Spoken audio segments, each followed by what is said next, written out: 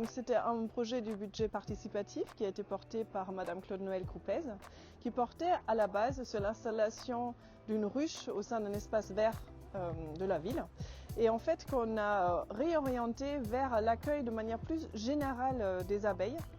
Parce qu'il faut savoir que l'abeille domestique, donc qui vit dans les ruches et qui produit du miel, ce n'est qu'une seule des plus de 1000 espèces d'abeilles sauvages qui existent en France. Donc l'idée c'était de faire des aménagements pour favoriser la présence des abeilles sauvages, donc pour leur offrir le gîte et le couvert. On a aussi profité du projet en fait pour faire une sensibilisation autour des abeilles sauvages.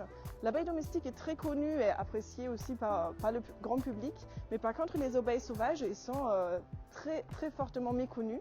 Donc on a mis en place plusieurs panneaux pédagogiques accompagnés par la LPO, donc la Ligue de la protection pour les oiseaux, qui a rédigé le contenu technique de ces panneaux. Les abeilles sauvages sont responsables de 80% de la pollinisation des plantes à fleurs. Donc elles ont un rôle majeur dans l'écosystème et notamment urbain. On a des plantes à fleurs qui sont apparues le long des allées et ces plantes à fleurs, finalement, elles ont été visitées par un certain nombre d'abeilles.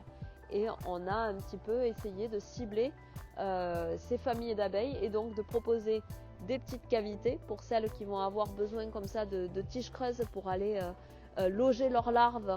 Et donc ensuite on a ciblé également des endroits où le sol était plus ou moins à nu, puisqu'on a un certain nombre d'espèces qui ont besoin de terre nue pour aller loger leur galerie et donc loger leur petite colonie avec les larves le temps d'une saison.